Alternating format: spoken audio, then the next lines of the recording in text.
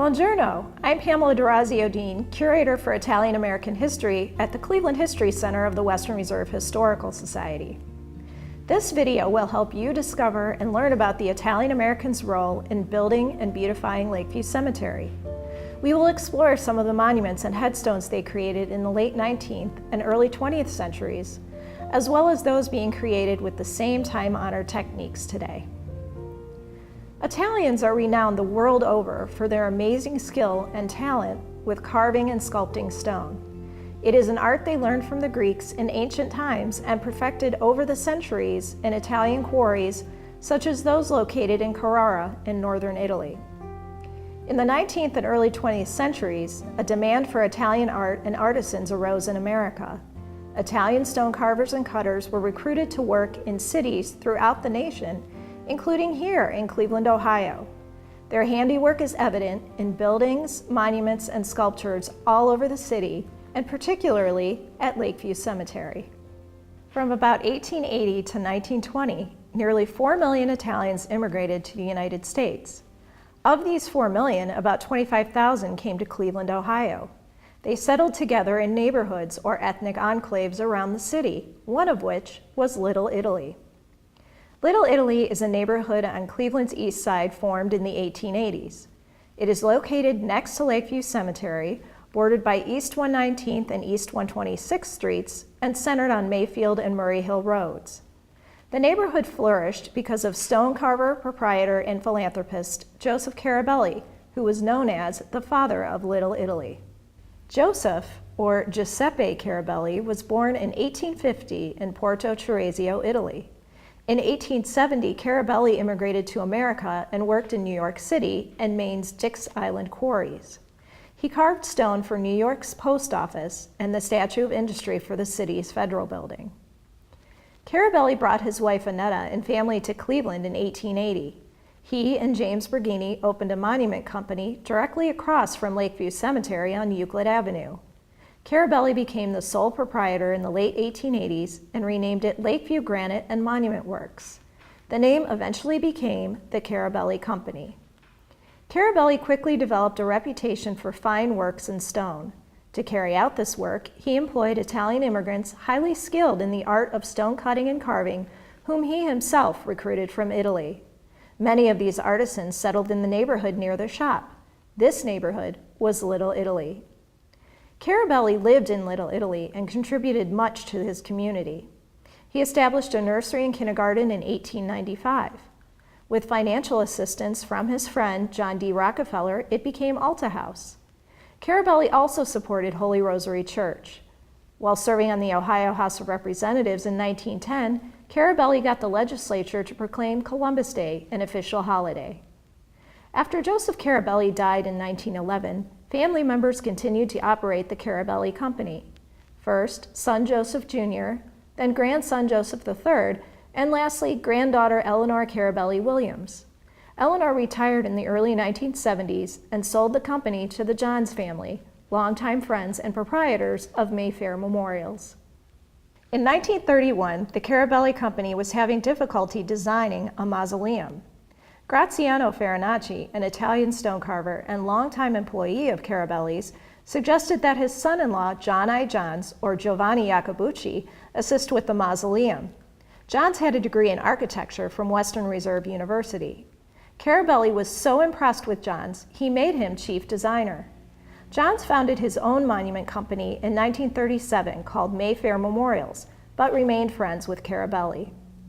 Mayfair Memorials and the Carabelli Company merged in the early 1970s. The Johns Carabelli Company continues to operate and create award-winning monuments. Michael, Monica, and Michelle Johns are the third generation of the family to operate the Johns Carabelli Company in 2 locations, South Euclid and Brook Park, Ohio. Lakeview Cemetery contains a large number of monuments and headstones created by the Carabelli and the Johns Carabelli Companies. Let's explore some of those beautiful works in stone. The first monument that we're going to look at today is the Charles Brush Monument, created for the Brush family in 1923. It was designed to look like a portal into the afterlife. And the epitaph on the monument is, "Death is but the portal to eternal life." It's a Greek design with 2 Corinthian columns, and actually, if you look closely at the design of the columns, you'll see that they're slightly bowed, and that's to be able to support that top pediment. It's a beautiful monument, and it is now the logo for the John Scarabelli Company because of its extraordinary design and look. We're here at the Rockefeller family plot. This is where the famous John D. Rockefeller, the financier and founder of the Standard Oil Company, is buried. And as you can see, there's a very large monument that he had designed. The monument is an obelisk, which was a very popular form for monuments at the time. It was built in 1898. The monument stands about 65 feet tall, and it is the largest solid piece of granite ever quarried for memorial purposes. It was carved and designed by the Scarabelli Company as well as by stone carvers in Barre, Vermont, which is where a lot of these pieces came from. The entire monument weighs about 358,000 pounds, so it was quite a feat to get it here in Cleveland, Ohio from Vermont. They had to build a number of different pulley systems and shore up all the bridges and crossways from Vermont to Cleveland in order to be able to bring the monument here and put it into place. This is the James A. Garfield Monument dedicated to President Garfield. It was built in 1890, and Italian stonemasons and stone carvers had a huge hand in the creation of this monument, even though they didn't design it. There were freelance stonemasons and stone carvers from Little Italy who worked on this monument, and Joseph Scarabelli supervised most of the carving that was done. The statue of James A. Garfield was carved by Alexander Doyle, and it was brought here on the Nickel Plate Railroad, and Joseph Scarabelli supervised the entire operation of bringing the statue here and putting it into place. And then on the building itself, the Scarabelli Company carved the friezes, which were designed by Caspar Burbel. The Wade Memorial Chapel was built in 1901. It was commissioned by Jephthah Wade II in honor of his grandfather, Jephthah Wade, founder of the Western Union Telegraph Company and philanthropist in Cleveland, who donated land for the Cleveland Museum of Art, the Botanical Garden, the Natural History Museum, Wade Lagoon, and the Cleveland History Center. Jephthah Wade was also a president of the Lakeview Cemetery. The design of the chapel is in the classic Greek temple design and was executed by many of the Italian stone carvers and masons that lived in the Little Italy neighborhood. It cost nearly $250,000 to build in 1901, and Jephthah Wade was so pleased with the construction of the temple that he gave a very nice tip to the Scarabelli Company for the work that they did.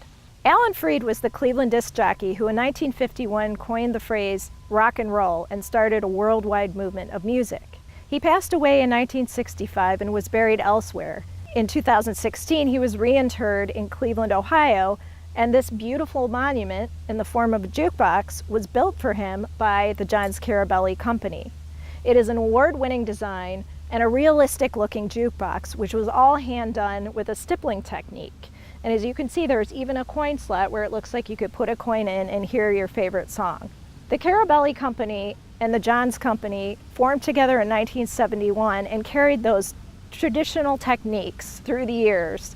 And this is a more modern day example of the techniques that Italian stone carvers have been using for centuries to beautify stone and to beautify Lakeview Cemetery. This concludes our exploration of the Italian Americans and their role at Lakeview Cemetery.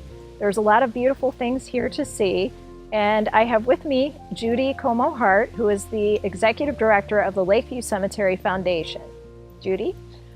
Well, Pamela, thank you for helping us produce this great lecture and tour of all the Italian monumentation in Lakeview Cemetery.